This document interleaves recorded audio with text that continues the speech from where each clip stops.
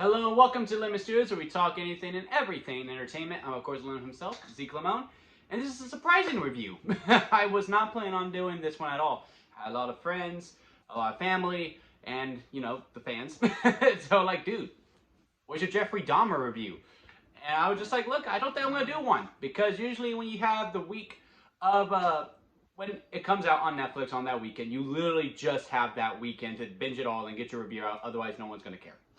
And so, and I just really wanted to show for me, like, guys, I've seen every movie of 2022 so far. I'm not doing a review on every movie of 2022. Sometimes I just want to watch a movie, you know? I don't want to make notes. Sometimes when I watch a show, there's shows I have not done a review on. Like Better Call Saul. Like The Resort on Peacock. Like, there's other shows. And this was going to be one that I was going to have just for me, that I can just enjoy and be one of y'all. That's... Instead of making all these mental notes. Hold on, my dog wants to make a quick cameo. Say hi, Crash. Say hi. Have y'all been watching his short series? He has 2 episodes so far where we just show what he watches on TV. So yeah, I wasn't planning on doing one, but then after I got done, I was like, I want to do a review. So, you know, it is what it is. So with that being said, make sure you hit that subscribe button and let me know what you thought of the Jeffrey Dahmer case down in the comment section below, and also hit like if you do enjoy this video. Now, when it comes to Jeffrey Dahmer, he's one of the few serial killers that, you know, I actually studied on before watching this kind of show. Like, I knew that he kept his bodies of his victims and all this stuff. One thing that really drawn me to him was that most serial killers that I, read about, where was a guy really only killed women. And he killed men. I get it. He was, you know, gay. But, you know, just something about that, I was like, wow, a guy killing other guys. And that was his motif. I absolutely, you know, not respected, was just really intrigued by that. So I knew some information going in, and yes, they do take liberties within the show, but hey, it's media, it's entertainment. The first job is to be entertaining, not to be factual, because if you want to see something that's factual the whole time, watch a goddamn documentary. I'm tired of having that argument with people. So I didn't really have that many problems with it. Even though some of the things really bugged me, like, I really don't think he did anything with a mannequin. Like, they're just like, oh, let's just show how weird he is. And I was just like, you didn't need that. We already know he's weird. Like, we already know.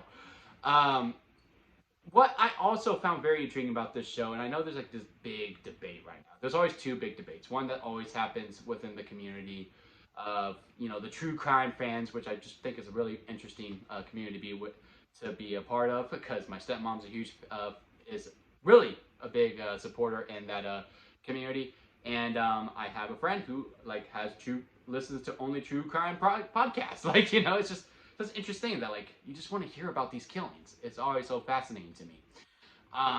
And one is that, are we glorifying him making this show? And then 2, is it really that disturbing? To me, as a viewer, and also as a fan of Ryan Murphy, who watches the American Horror Story stuff, this is nothing I haven't seen before, and I was not really that disturbed by it. But there are disturbing things. The thing that I found disturbing about this show was just how helpless the black community, the brown community, just minorities in general just had when it came to the police. Like, that is just pure horror. Like, it's blatant. This guy is doing these things. You smell it. You see that this kid is clearly 14 years old. No, maybe not clearly 14, but clearly a minor. And you're not going to listen to the people who are just like, dude, help him. And like, no, we're going to return him in. And then not only that, the guy who escapes in episode 1, which was oddly titled episode 1, and every other episode had like an actual title. But episode 1 was called episode 1, but that's near here or there. The guy who gets away, they bring him back to the apartment. Like, what is going on? Like, just how helpless they were, and how much of a voice they did not have within this whole entire case. That is where the true horror was. And as someone who can't relate to that, not that anyone should be able to relate to being so helpless and not having a voice. The minority community does have that, and it just really sucks. Like, not that I will ever understand that, but like, to see the inside of that and just be like, God damn, man, that just really sucks. That is where the pure horror and the unnervingness, and I can see a lot of people going, I can't finish this. I can't watch this because it is just that disturbing. Like, that's disturbing internally. Like, internally, that is very disturbing.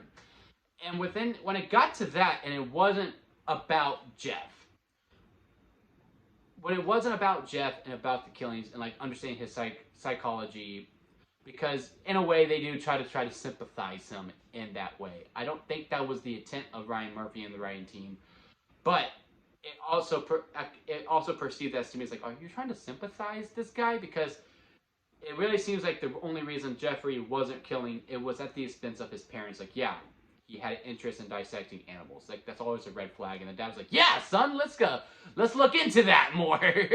And then, you know, the mom abandoned him, because what made Jeff want to kill them was to ensure they won't leave.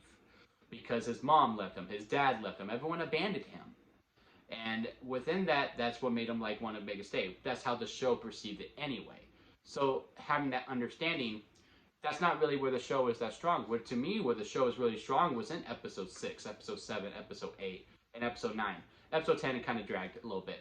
Of when it focused on the victims and where their understanding was, why they would follow him to, and like knowing like, yeah, this is how they got away with it. This is how he got away with it, and how easy it was for him, simply because he was white, you were black. They're gonna follow his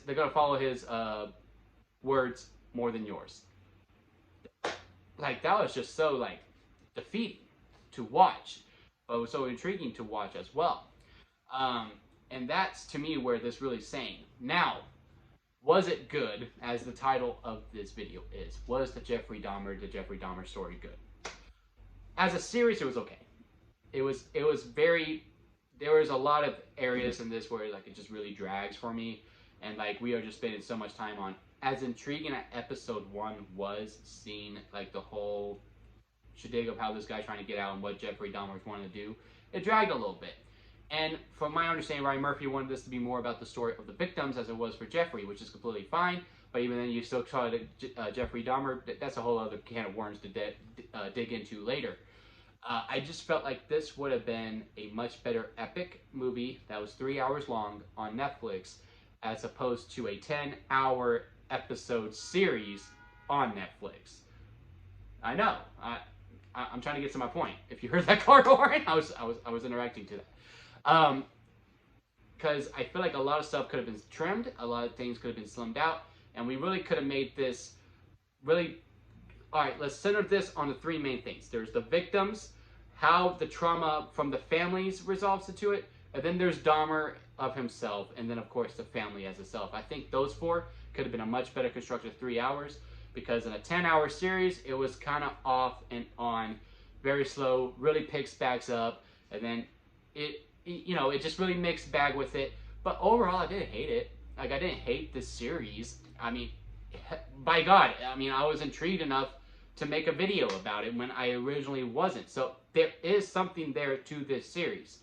But at the end of the day, I don't think it needed to be a series. I think this could have been like an epic. That's what they call a 3-hour movie, an epic. A 3-hour film. I'll give the right title. Sorry, I'm not trying to make Jeffrey Dahmer epic. A 3-hour movie about Dahmer, the killings, the families, and then I guess his family could have been into. The stuff with his family was the really weakest part to me. Like, I don't know. They had the cast of the mom great, the cast of the dad great. The actors did everything they could.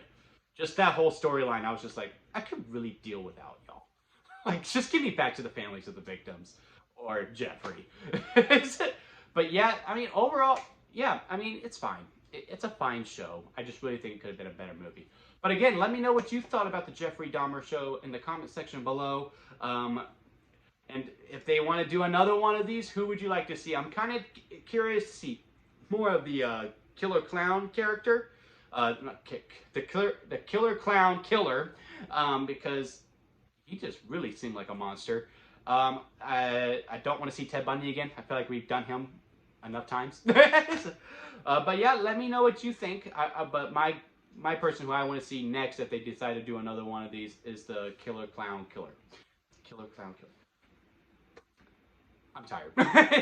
But yeah, comment below. Let me know. Hit that subscribe button. Got a lot of things coming out. Got the Smart review coming out pretty soon. I'm also going to be doing Bros at some point. I'm not sure if I'm ever going to be able to get to that tonight or tomorrow. As well, and then of course House of the Dragon, the best TV show going on right now, and then we got She-Hulk, we got Lord of the Rings, we got a lot of things coming out on this channel, so make sure you hit that subscribe button. And Again, hit the like if you did enjoy this video, and I'll see you here next time at Limit Studios.